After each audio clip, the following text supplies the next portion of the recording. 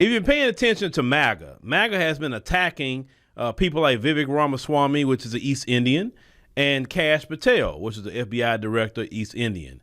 And they've been really coming at these Indians as of late. Oh, even though Dinesh D'Souza is freaked out how white supremacy in MAGA has turned on Indians.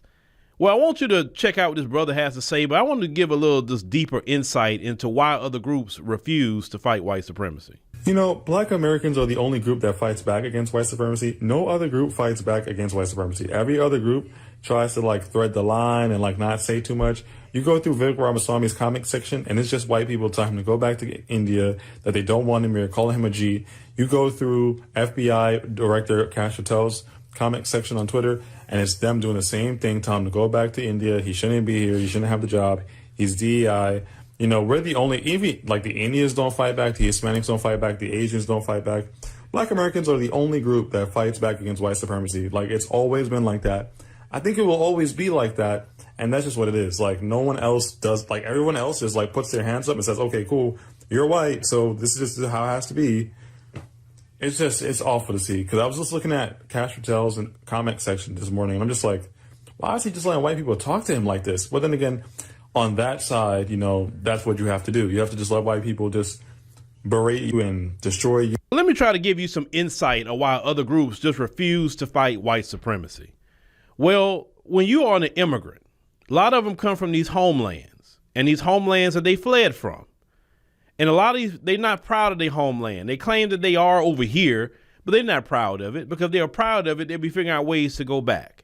Most of them that come here and they make a little success for themselves, they are very happy about that, because they know where they come from is not a good environment, at least for them, in their mind, right? Even though the majority of their people are still in the homeland.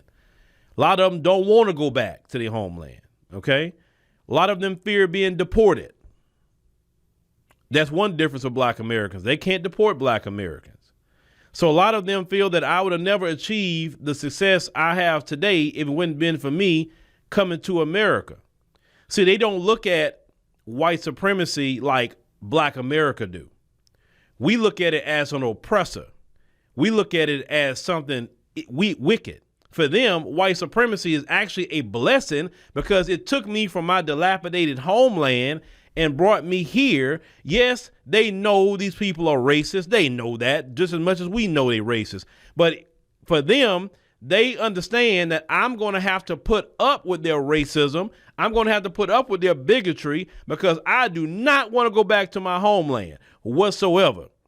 And part of it is just to be quiet and let them say whatever vile, racist thing they want to say to them. Then on the other flip side, let's look at us as Black Americans.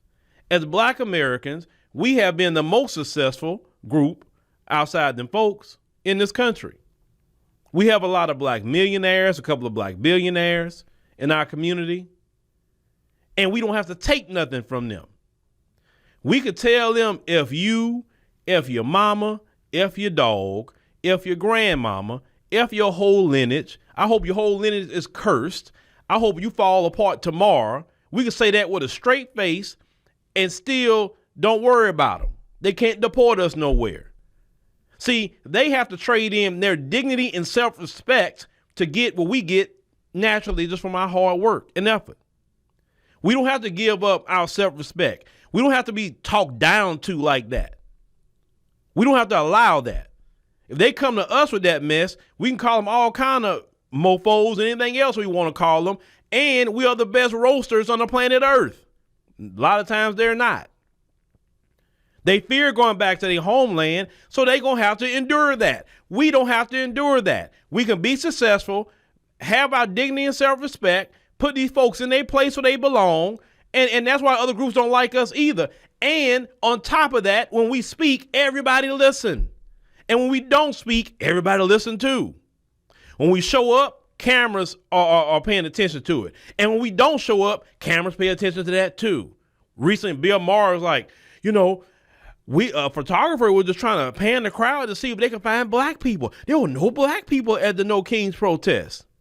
You're looking for Black people who are not even there. Other groups don't like that either.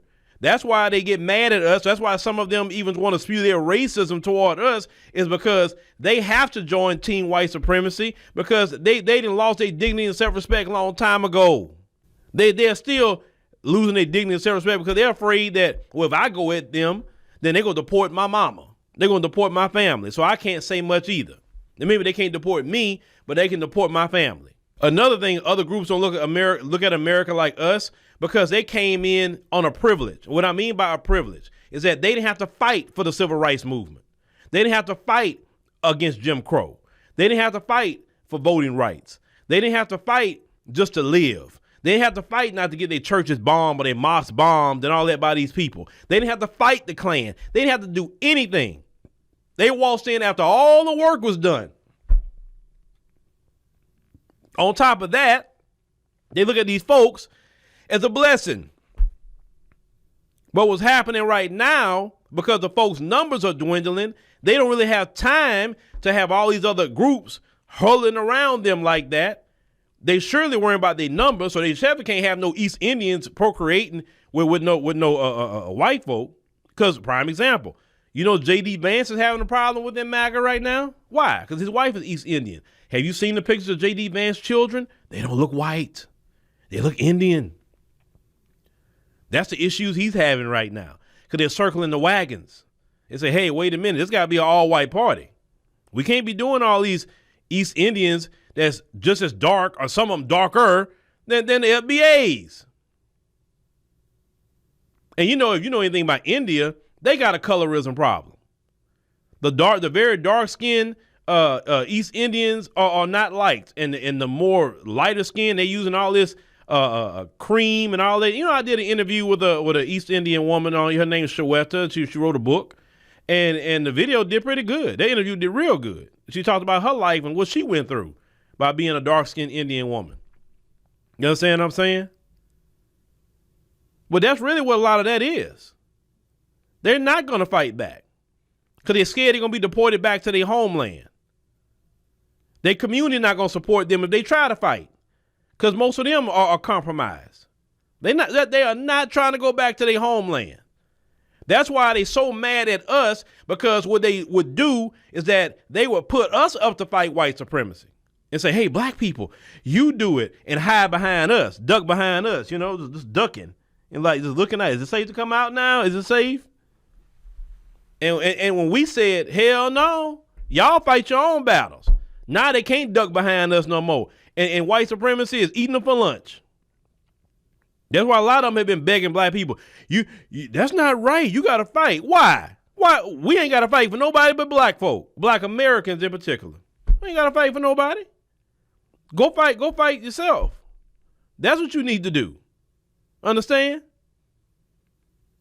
Listen, let me tell y'all something. If Kamala Harris would have won that election, none of this would have been going on with these other groups. None of this. This was a good thing that Kamala Harris did not win that election. These other groups are getting exactly what we've been telling them for years about them folks. We've been telling them for years about how racist they are and all of that. You black people, y'all lazy. You make everything about race, right, Vivek? Everything's about race. That's nice, isn't it? They good old, hey, Vivek, don't you say nothing about no race either. Don't you better not say nothing. Pull yourself up by your bootstraps, right? I love it. I love it. I love it. Listen, I love that good old American white supremacy. Listen, we know how to deal with it. Y'all fresh meat to them. Y'all shocked at how they treating y'all now. Y'all shocked. They've been feeling that way about y'all. But we were just standing in the way. And one thing we know about them and their oppressive spirit, they're going to attack somebody. And because we're not around and we're not in their face, guess who's the next best person to attack? You other groups. They're imploding on each other right now.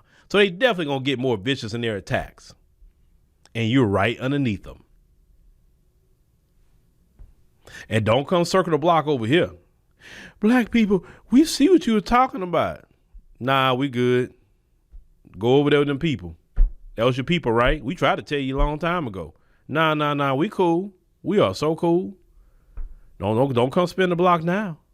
Go with your people. Go over there. That's the people that you want to join, right? Because you thought they were great for letting you in here. But we told you the moment you got here how didn't people really feel about you. And you told us to shut up. Stop talking about racism so much. We lazy, right? Man, our worst hood don't look like some of the places that these people come from in their homeland, especially in India. Don't you dare open your mouth about Black America. Please don't do it. But these other groups not going to fight. No, Lord. But now they're going to have to, or they're going to get ran over. And hey, Black folks, stay out the way. Stay out the way. You going to fight for Black America.